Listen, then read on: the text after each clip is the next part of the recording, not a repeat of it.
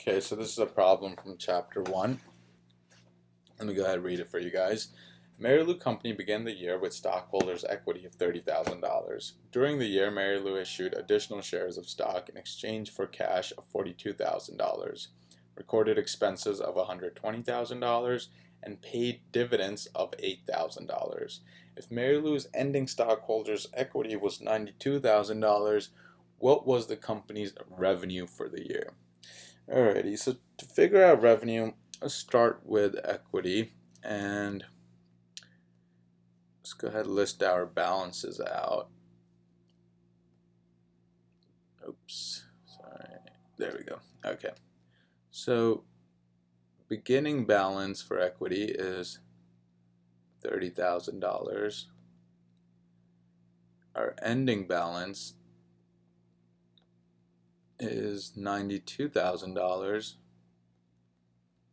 So essentially, you have a change of $62,000, which is an increase. Okay, so basically our equity increased $62,000, and we're trying to find out how much did revenue contribute to that, or how much revenue was for the year.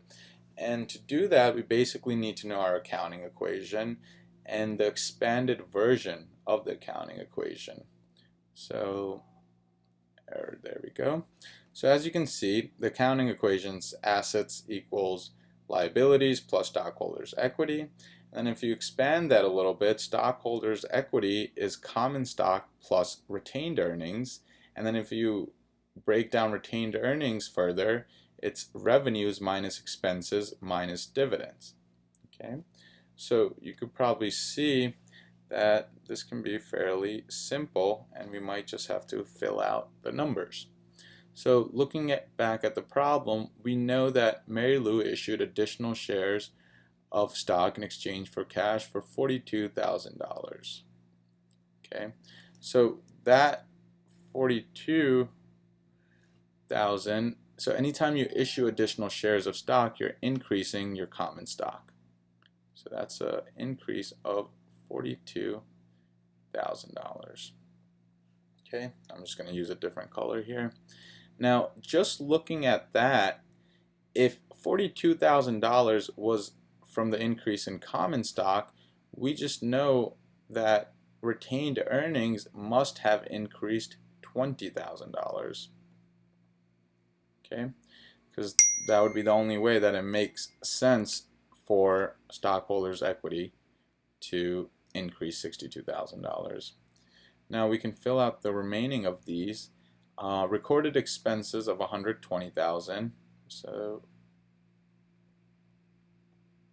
okay, and paid dividends of $8,000. All right, so that's all filled out.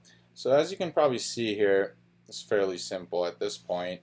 We have retained earnings, the change in retained earnings, which equals $20,000 equals revenue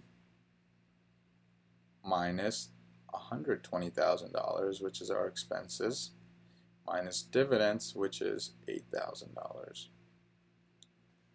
So now it's just simple math from here. This is going to be revenue minus $128,000. Add that on both sides.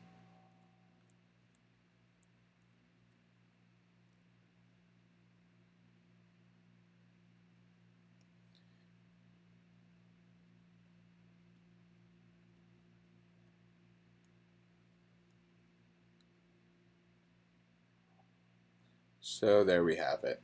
So our revenue equals $148,000. That is choice number B.